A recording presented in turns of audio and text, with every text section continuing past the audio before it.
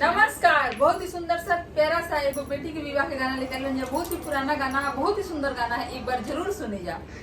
ऊंचे ऊंचे महला उठैहा मोरे बाबा हो, झांझरा लगैहा केवाड़, झांझरा लगैहा केवाड़, अंगने लगैहा बाबा हरियर तुलसी हो, दुआरे लगैहा वादै फूल, दुआरे लगैहा गेंदा फूल, बियाहन आइला ना दुल्हा कवना दुल्हा, फूला देखी गइले लो भाई, फूला देखी गइले लो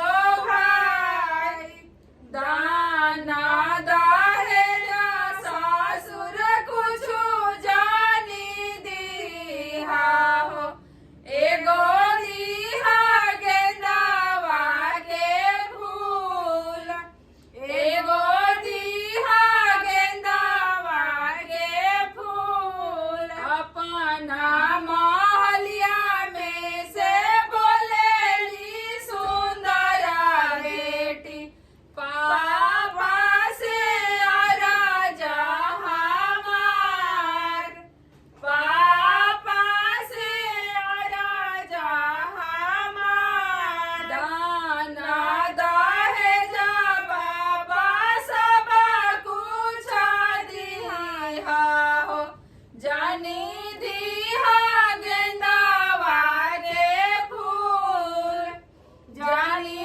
दिहा गेंदावा के फूल, हमारा जे बाड़ा ना भैया हो लौलर भैया, खेलिहा ना गेंदावा के फूल, खेलिहा ना गेंदावा के फूल, एतना बचन जब सुनले कौन दुल्हा, उठे बदन झहराय, उठेलन बदन झहराय, ससुर जी के धियावा चौकावे पर छोड़ब, होई जाइब जोगिया